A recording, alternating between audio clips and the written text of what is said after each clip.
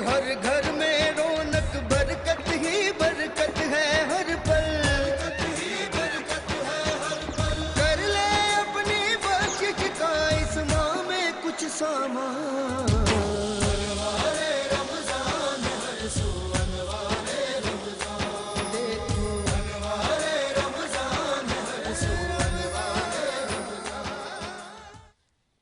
एक मरतबा फिर अनवार रमज़ान की खुसूसी इफ्तार ट्रांसमिशन में K21 न्यूज़ के प्लेटफॉर्म से बरादरान इस्लाम आपकी मेज़बान दसैफ़ी आपको खुश आमदीद कहती हूँ। और नाजरीन, हम एक लंबे वक्फे पे गए हुए थे शेफ़ असद की तरफ, और अब उन्होंने जो ख़वातीन का देरीना मसला होता है खाना पकाना, इफ्तार में झटपट पकाना, कम टाइम में जल्दी से कोई अच्छी रेसिपी बनाना, वो उन्होंने आपका मसला हल किया और वापस आ गए हैं जी। और आज हम दूसरे अशरे के अख्ताम की तरफ बढ़ रहे हैं और तीसरे अशरे में दाखिल होने पर बढ़ रहे हैं। यानी कि तीसरा अशरा है जहन्नुम की आग से निजात का अशरा, उसमें दाखिल हो रहे हैं। और आज से लाखों मुसलमान, लाखों करोड़ों मुसलमान दुनिया के अंदर मुसलमान जो हैं वो एतिकाफ़ में भी बैठेंगे, और वो एतिकाफ़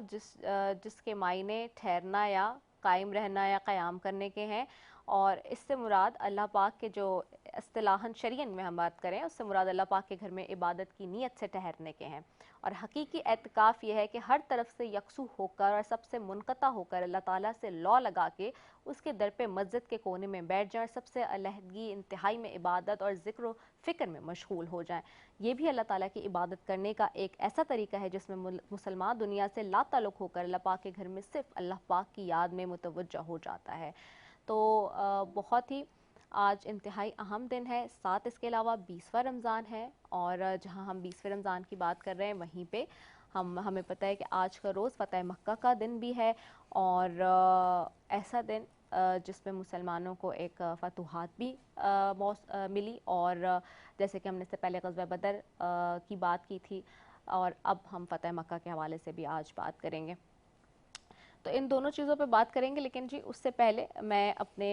मेहमानों का भी यहाँ तारुफ़ करवा दूँ जी। मेरे साथ आपको मालूम है कि रोज़ाना की बुनियाद पे यहाँ उलमाए कराम और मुफ्ती कराम यहाँ मौजूद होते हैं, और साथ ही हमारे साथ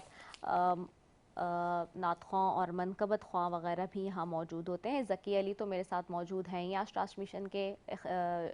जो है वो स्टार्ट से यहाँ मौजूद हैं, बैठे हैं। और साथ ही मेरे साथ अभी ज्वाइन कर रहे हैं जी सेट पे मुफ्ती सादिक नक्शबंदी साहब, उनको भी खुशामदीद कहते हैं। अस्सलाम वालेकुम मुफ्ती साहब, कैसे हैं आप? ठीक हैं? सबसे पहले तो मुफ्ती साहब मैं चाहूँगी कि इस पे बात करें कि आज एतिकाफ़ के लिए ज़ाहिर सी बात है लाखों मुसलमान आज जो इफ्तार है उसके बाद बैठेंगे, और जहाँ बैठेंगे वहीं पर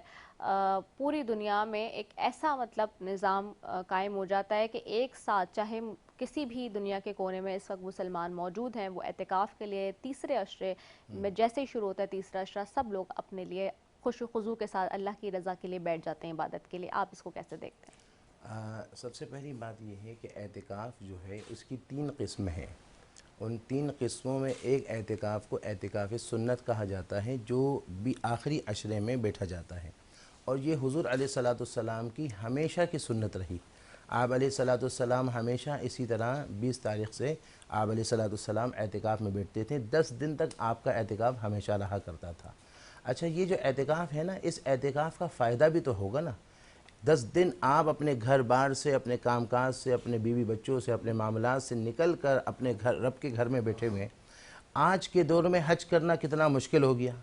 इतना मुश्किल हो गया कि आज के दौर में लाखों रुपए खर्च करेंगे तब जाकर आप हज के लिए आपके जो अखराजात बनेंगे। जबकि मेरे महबूब ने फरमाया, हुज़ूर अलैहिस्सलाम ने फरमाया कि जब बंदा अगर 10 दिन एतिकाफ़ में बैठता है तो अल्लाह रब्बुल जलाल उसको हज मकबूल का सवाब अता फरमाता है। कितनी बड़ी सआदत मिल रही है कि उस एतिकाफ़ करने वाले को वो अपने रब के घर में बैठ रहा है और उसको हज मकबूल का सवाब मिल रहा है। और फिर यहाँ मैं अर्ज़ करना चाहूँगा कि ये जो एतिकाफ़ में बैठ रहे हैं, एक तो उसको ये फ़ायदा मिल गया कि उसको हज का सवाब मिल रहा है, और उसके साथ साथ ये है कि इसी के अंदर जो 10 दिनों की 5 रातें ऐसी गुजर रही हैं कि जिन 5 रातों में जो ताक रातें आ रही हैं, हर किसी एक रात के अंदर शब कदर मौजूद है।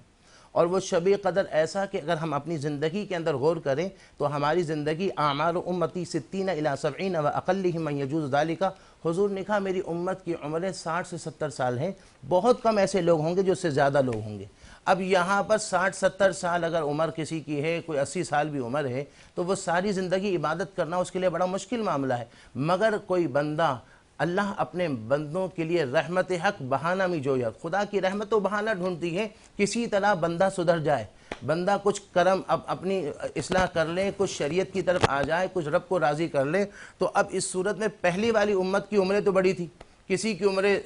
1000 سال تھی، کسی کی 900 سال تھی، اب یا امت بھی کم، عمر بھی کم، اب عمر کم تو ثواب بھی ظاہر ہے، اتنی عبادت نہیں کر پائے گا تو ثواب بھی کم ملے گا۔ اللہ نے اپنے محبوب کی امت کو یہ تحفہ عطا کر دیا بذریعہ مصطفیٰ کہ وہ ان راتوں میں جو اعتکاف میں اگر بیٹھ گیا تو ملنا پکا، اعتکاف میں بیٹھا تو اب اس کو شب قدر تو ملنا پکا ہے، ویسے بھی اگر کوئی اور ان راتوں میں بیٹھے گا تو اس کو بھی جو ہے وہ شب قدر ملے گی اگر ان راتوں میں بیٹھے گا۔ یعنی اگر کوئی کاروبار کرنے والا دن میں ڈیوٹی کرے، رات کو عبادت کر کے ڈیوٹی کرے تو اس صورت میں بھی اس کو ثواب مل جائے گا، ورنہ اعتکاف والے کو اگر وہ بیٹھ گیا تو اس کو جو ہے شب قدر مل جائے گی، اور شب قدر مل گئی تو یہاں یوں سمجھیے کہ زندگی بھر کی عبادت کا مجموعہ اس کے ہاتھ میں حاصل ہو جائے گا۔ بہت خوبصورت بات مفتی صادق نقشبندی صاحب کر رہے تھے ناظرین، اور بالکل ایسا ہی ہے کہ ابھی شب قدر کیونکہ اب سے شروع ہو جائیں گی تاخیراتیں بھی، اور اس میں شب قدر ڈھونڈنا، لیلۃ القدر جس کو کہا گیا ہے، اس کو ڈھونڈنا بھی اب شروع کر دیں گے تمام مسلمان جو اعتکاف میں بیٹھے ہیں، اور وہ کون سی رات ہوگی یہ تو صرف میرا رب ہی جانتا ہے۔ اور اس کے بعد جو لوگ بیٹھتے ہیں اعتکاف میں پھر وہ جب باہر آتے ہیں تو بتاتے ہیں کہ ہاں جی یہ رات ہے، کون سی رات ہے۔ تو بہت خوبصورت بات ہو رہی ہے، ہم فتح مکہ کے حوالے سے بھی بات کریں گے، لیکن میرے ساتھ یہاں پہ موجود ہے ذکی علی بھی، ان کی طرف جاؤں گی۔ ذکی، میں چاہوں گی کہ بارگاہ رسالت میں ہدیہ نعت پیش کرنے کی سعادت حاصل کریں۔ حضور میری تو ساری بہار آپ سے ہے، میں بے قرار تھا میرا قرار آپ سے ہے، حضور میری تو ساری بہار آپ سے ہے، کہاں وہ عز مدینہ، کہاں میری ہستی، کہاں وہ عز مدینہ، کہاں میری ہستی، یہ حاضری کا سبب بار بار آپ سے ہے، میں بے قرار تھا میرا قرار آپ سے ہے، حضور میری تو ساری بہار آپ سے ہے، سیاہ کار ہوں آقا بڑی ندامت ہے، سیاہ کار ہوں آقا بڑی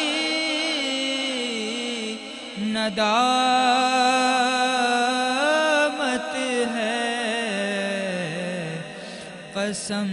خدا کی یہ میرا وقار آپ سے ہے، میں بے قرار تھا میرا قرار آپ سے ہے، حضور میری تو ساری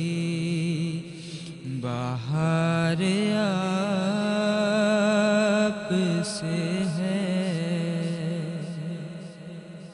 ماشاء اللہ، جزاک اللہ، بہت ہی خوبصورت کلام پیش کر رہے تھے بارگاہ رسالت میں ذکی علی، اور بہت ہی پیارے انداز میں پیش کر رہے تھے۔ ناظرین، آج فتح مکہ کا دن بھی ہے، اور ایک وہ غزوہ جو کہ 20 رمضان سن 8 ہجری بمطابق 10 جنوری سن 630 عیسوی کو پیش آیا۔ اس غزوے کے بدولت مسلمانوں کو شہر مکہ پر فتح نصیب ہوئی اور اس کو اسلامی قلم میں شامل کر لیا گیا۔ اس غزوہ کا سبب قریش مکہ کی جانب سے اس معاہدے کی خلاف ورزی تھی جو ان کے اور مسلمانوں کے درمیان میں ہوا تھا، یعنی قریش مکہ نے اپنے حلیف قبیلے بنو دہل بن بکر بن عبد مناد بن کنانہ، اس کی ایک خاص شاخ جسے بنو نفاسہ کہا جاتا ہے، نے بنو خزاعہ کے خلاف قتل و غارت میں مدد کی تھی، اور چونکہ بنو خزاعہ مسلمانوں کا حلیف قبیلہ تھا، اس لیے اس حملے کو قریش مکہ کی جانب سے اس معاہدے کی خلاف ورزی سمجھا گیا جو مسلمانوں اور قریش کے درمیان میں ہوا تھا۔ یہ معاہدہ صلح حدیبیہ کے نام سے، جیسے کہ ہم پڑھتے ہیں اپنے اسکول میں بھی، اسلامیات کی کتابوں میں بھی پڑھتے، بچپن سے پڑھایا جاتا ہے، صلح حدیبیہ کے نام سے بڑا مشہور و معروف ہے۔ اور اسی معاہدے کی خلاف ورزی کے جواب میں محمد بن عبداللہ نے ایک عظیم الشان لشکر تیار کیا جو 10,000 مجاہدین پر مشتمل تھا، اور لشکر آگے بڑھتا رہا یہاں تک کہ مکہ پہنچ گیا اور بغیر کسی مزاحمت کے مکے میں پرامن طریقے سے داخل ہو گیا۔ اس پہ پھر مزید بات کرتے ہیں۔ مفتی صاحب،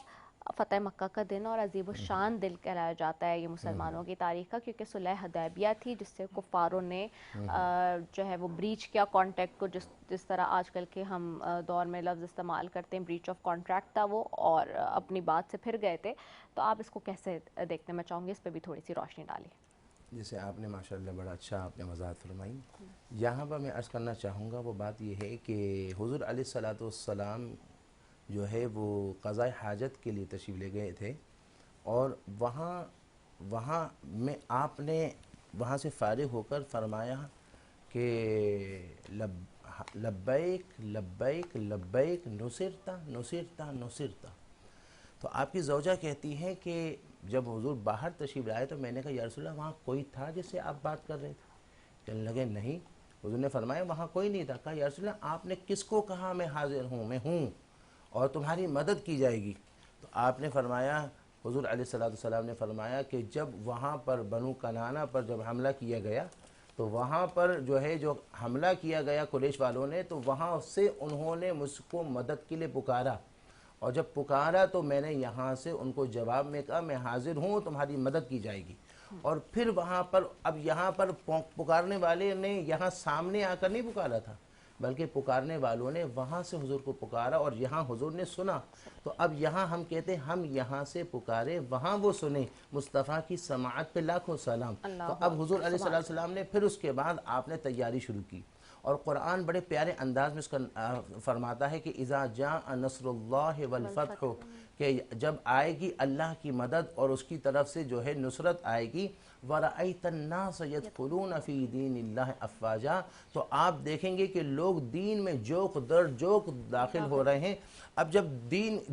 کسی فیلڈ میں جب لوگ جوق در جوق آتے ہیں تو وہاں پر آتا ہے کہ بھائی اب ہم سپر پاور بن گئے ہیں، اب ہمارا پاور آ گیا، تو وہ گھمنڈ کی طرف آتے ہیں۔ مگر قرآن کہتا ہے فَسَبِّحْ بِحَمْدِ رَبِّكَ، ایسی صورت میں اپنے رب کی تسبیح کریں، حمد کریں، وَاسْتَغْفِرْهُ، اور استغفار کریں، اِنَّهُ كَانَ تَوَّابًا، بے شک کوئی تو رجوع کرنے والوں کو قبول فرماتا ہے۔ اور پھر جب یہاں پر جب حضور علیہ السلام گئے تو سورہ نشرہ میں اللہ فرماتا ہے کہ اِنَّ مَعَ الْعُسْرِ يُسْرًا، تنگی کے بعد آسانی۔ دیکھیں حضور علیہ السلام نے مکے کی سرزمین پر اعلان نبوت کے بعد کتنی تکلیفوں کو برداشت کیا، پھر سرزمین مکہ میں تشریف لائے، وہاں پر بھی کتنے بدر کا معاملہ ہوا، احد کا معاملہ ہوا،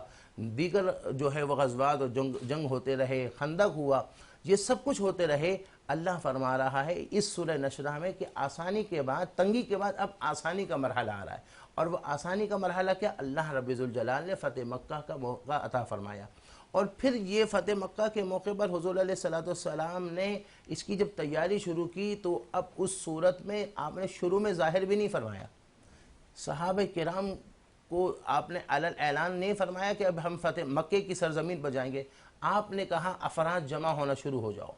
صحابہ کرام کی جو ہے وہ تعداد جوق در جو سرزمین مدینہ میں آ گئے، صحابہ کہتے ہیں اتنی تعداد ماشاءاللہ آ گئے کہ ہمارے کندھے کندھوں سے ملنے لگے، ہم جب چلتے تھے گلیوں میں اتنا رش لوگوں کی تعداد میں۔ پھر اس کے بعد حضور علیہ السلام تشریف لے گئے، دیگر قبائل بھی حضور کے ساتھ ملتے گئے، اور اللہ کا فرمان، اللہ کا وعدہ سچا کہ اللہ نے فرمایا لَتَدْخُلَنَّ الْمَسْجِدَ الْحَرَامَ انشاءاللہ آمنین، آپ مسجد حرام میں آپ تشریف لے جائیں گے۔ جو سورہ جو ہے سورہ فتح میں آپ نے جو آخری رکوع کے اندر جو تذکرہ کیا تو آپ آئیں گے انشاءاللہ آمنین، اللہ نے محبوب کا خواب بھی سچا کر کر دکھایا، اور آپ علیہ السلام آئے۔ اچھا آئے تو یہاں قرآن کہتا ہے آمینین، انشاءاللہ آمینین، یہ جو فتح مکہ ہوگا یا حضور جو تشریف لے کر آئیں گے اس میں جنگ و جدال نہیں ہوگا، قتل و قتال نہیں ہوگا، اس کے اندر وہ نہیں ہوگا، بلکہ امن کے ساتھ آئیں گے۔ اللہ رب ذوالجلال نے جو ہونے والا اس سے پہلے حضور علیہ السلام کے ذریعے صحابہ کو بشارت عطا فرمائی۔ اب صحابہ کرام آ رہے ہیں، اب آ رہے ہیں تو وہاں کفار قریش گھبرا رہے ہیں کہ ہمیشہ ہم مسلمانوں پر حملہ کرتے رہے، آج مسلمانوں کا لشکر جرار آ رہا ہے، مگر میرے آقا کا آپ کا اخلاق تو دیکھیے، آپ نے فرمایا جو اپنا گھر بند کر دے گا ہم اس کے لیے اس کو امن مل جائے گا۔ جو حرم میں آ گیا قرآن کہتا ہے وَمَن دَخَلَهُ كَانَ آمِنًا، جو حرم میں داخل ہو گیا وہ امن میں، حضور نے کہا جو حرم میں آ گیا وہ جو ہے وہ امن میں آ جائے گا۔ اس طرح مکے کی سرزمین کی طرف آپ آگے بڑھتے رہیں، جب پہنچے تو اب ان میں تو سخت ہی نہیں تھی، کوئی ہمت نہیں تھی، بغیر کسی، جیسے آپ نے ماشاءاللہ بڑا اچھا بتایا، ابھی مجھے ایک نے بتایا کہ بڑی اچھی تیاری کر کر آتی ہیں آپ ماشاءاللہ اور پھر بولتی ہیں، تو جو ہے اسی صورت میں جو ہے وہ وہاں پر حضور علیہ السلام بغیر کسی لڑائی کے وہاں پر وہ فتح مکہ کا سلسلہ ہوا، اور جب ہوا تو وہ مجرمین باقاعدہ جمع ہو گئے، اور جب جمع ہوئے تو اب ان کو یہ گھبراہٹ کہ کیا ہوگا، مگر جب حضور علیہ السلام نے کہا میں تمہارے ساتھ آج کیا کروں گا تم بتاؤ، تو میرے آقا علیہ السلام سے انہوں نے کہا کہ ہم مہربان باپ کے مہربان بیٹے سے امید بھی مہربانی کی رکھتے ہیں۔ تو آپ نے فرمایا جو فیصلہ یوسف علیہ السلام نے اپنے بھائیوں کے ساتھ کیا تھا وہی فیصلہ میں آج تمہارے ساتھ کروں گا۔ اللہ اکبر، بالکل ایسا ہی ہوا، اور سوائے ایک معمولی سی جھڑپ کے جیسے کہ ابھی مفتی صاحب نے بتایا، سپہ سالار خالد بن ولید کو اس وقت سامنا ہوا جب قریش کی ایک ٹولی نے اکرمہ بن ابی جہل کی قیادت میں مسلمانوں سے مزاحمت کرنے کی کوشش کی، اور پھر خالد بن ولید کو ان سے قتال کرنا پڑا، جس کے نتیجے میں 12 کفار مارے گئے اور باقی بھاگ گئے، جبکہ 2 مسلمان اس ساری صورتحال میں شہید بھی ہوئے تھے۔ آگے بھی اس پہ بات کریں گے، چونکہ وقفے پہ جانا ہے، میں آپ کی طرف آتی ہوں واپس ذکی علی، اور میں چاہوں گی کہ بس 2 نعتیہ اشعار پڑھیے گا، اسی سے ابھی ہم بریک کی طرف جائیں گے، پھر آ کے پھر منقبت کی طرف جائیں گے۔ جی ابھی 2 اشعار نعتیہ۔ زمیں میلی نہیں ہوتی، زمن میلا نہیں ہوتا، محمد کے غلاموں کا کفن میلا نہیں ہوتا، محبت قبل والے سے وہ جذبہ ہے سنو لوگوں، محبت قبل والے سے وہ جذبہ ہے سنو لوگوں، یہ جس من میں سما جائے وہ من میلا نہیں ہوتا، زمیں میلی نہیں ہوتی، زمن میلا نہیں ہوتا۔